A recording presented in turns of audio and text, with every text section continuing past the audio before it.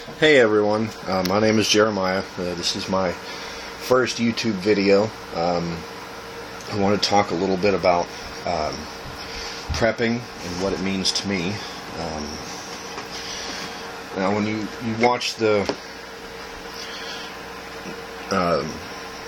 Doomsday Preppers show and you see a lot of people spending crazy amounts of money and on like underground bunkers and ATVs and a side-by-side for, every member of their family. Each person has like 5 or 6 firearms. And that's all and good, You can spend that kind of money if you have it, if you choose to. I think it's a little ridiculous at times, but, I don't have a lot of military background. I was in the Army, so I do have some survival training, and everything that I've learned from other people in the Army is that one of the worst things you can do in a bad situation like that is to stay put. Let's just take, for example, France and Poland, places like that in World War II. People who decide to stay in their homes usually ended up getting killed because of, looters or bombs from the airplanes. We never quite know what situation could cause us to have to really rely on, being preppers. Like on the TV show, you see a lot of people, or you hear a lot of people talk about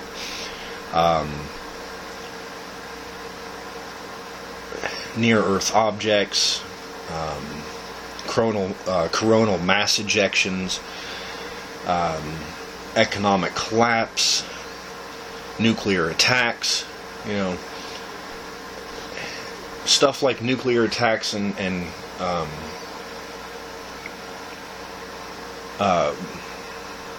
economic collapses. Those are a little more.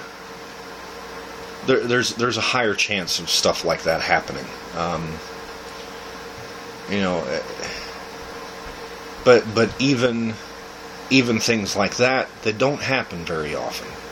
So for me, I don't prep for the purposes of, the government's going to get us.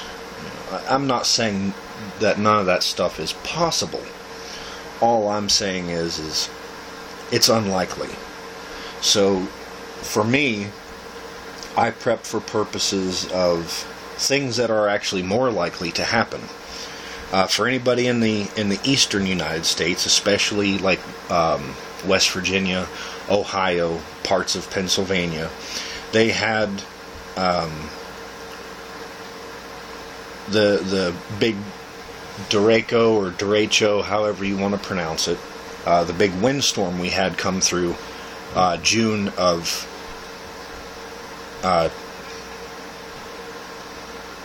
2012. The end of June, we had that big storm came through and knocked out our power. The town I live in West Virginia, we were without power for 4.5 days. Other people out in, a little further out in the way, out in the woods, not really anywhere near town, some of those people lost power for 2.5 weeks.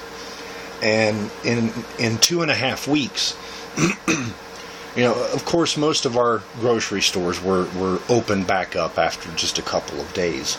Down in Beckley, power was back within, I think, 12 hours. Because Beckley's a bigger city, so they're going to be more worried about the bigger places. But for the people that were without power for 2 weeks, a lot of them had problems with getting food, cooking it. This is West Virginia. We're a little more simple people. I'm not saying we're stupid. That's not what I'm saying at all. We're a little more simple.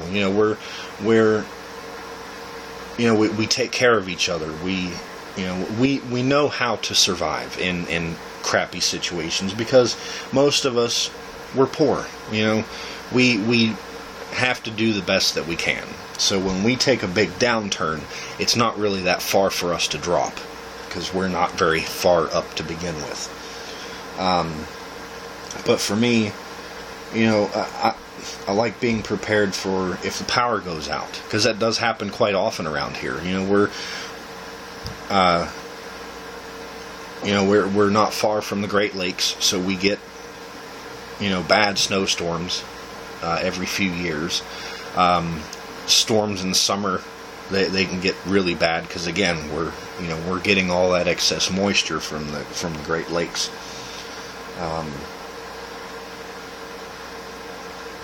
So I like to, you know, just keep stuff around that can be pretty useful. Now I'm not saying that what other preppers prep for isn't going to happen, but you know, the whole thought of, you know, Obama's going to send a killer squad out here to take all our guns, that's just ridiculous. If people would pay attention to the Second Amendment, what it actually means, and how, you know, because it doesn't take a college degree to actually understand, you know, words. You know, if it's really that difficult for people to understand how this country is supposed to work versus what they're hearing from the far right. Now, I'm not gonna get into that whole mess. I am from West Virginia. We are, I like to consider us a purple state. You know, we are primarily Democratic, but we do have a lot of Republican ties. So we are a purple state. We are a nice mix of the two. And even our state senate, you know, that's the perfect example of the way this country should be run, because we actually have people that will work together to get stuff done. We actually have a clause in our state constitution saying that if people, or if politicians accept money from outside sources, they have to give up their seat. They lose their seat. They are no longer in power. And that's, in my opinion, that's the way this country should be run, because if we had politicians that didn't get paid to vote certain ways, then we'd have a lot less problems in this place. But anyway, I got a little off track there. I don't really want to discuss a lot of politics, because that's a very sensitive subject. A lot of people get, you know, and then all I ever hear is, you know, more crap perpetuated by the right or the far left. They're both morons. Far right, far left, retards. That's all I have to say. If you're somewhere in the middle and you're willing to work with either side, to me, you're fine. Alright, so anyway, getting up around 10 minutes here, so I want to end this video. I just wanted to talk a little bit about what it means to me and why I do it. I don't have a lot of money to spend on, you know, really expensive things. I've been doing prepping little by little for the last year and a half. Now I know a lot of people will say you always want to work on your food and your water first. And I understand that, but it's because of who I am and the way that I do things. I do what is the hardest first. And what takes, you know, the most money to do first. So, later on when I'm breaking down individual videos for certain categories, then I'll get into, you know, firearms and knives and stuff like that. I still have a few more firearms that I want to get, but I have the basics. You know, I have a combat rifle. I have a hunting rifle, which is actually going to be a dual role. It's my AK-47, actually Washer 1063 if you want to get technical. But I have pistols for personal defense, and then I have an actual hunting rifle. It's a muzzle loader. It's modeled after the Hawken rifle. It's the 50 caliber muzzle loader.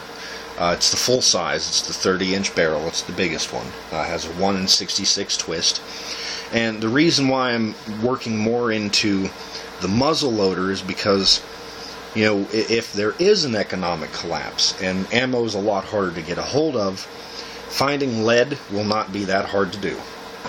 You can dig it out of the ground.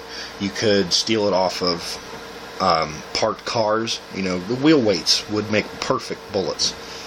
And there's so many of those things around. You could actually go to your local automotive shop, and sometimes they'll just give you the bucket without saying anything. They won't make you pay for it because lead, as we know, is a poisonous substance, and most places actually have to pay for people to take it, or for disposal.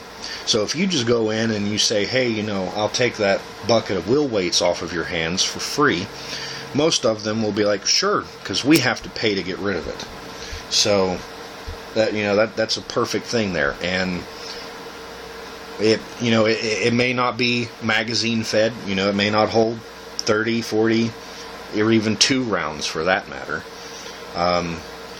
But when it really comes down to a really bad situation where, you know, ammo is really hard to get a hold of, the people that still have ammo are going to be the ones that either are protecting themselves, or they're the dirt bags of this species and they're using their power to take advantage of other people.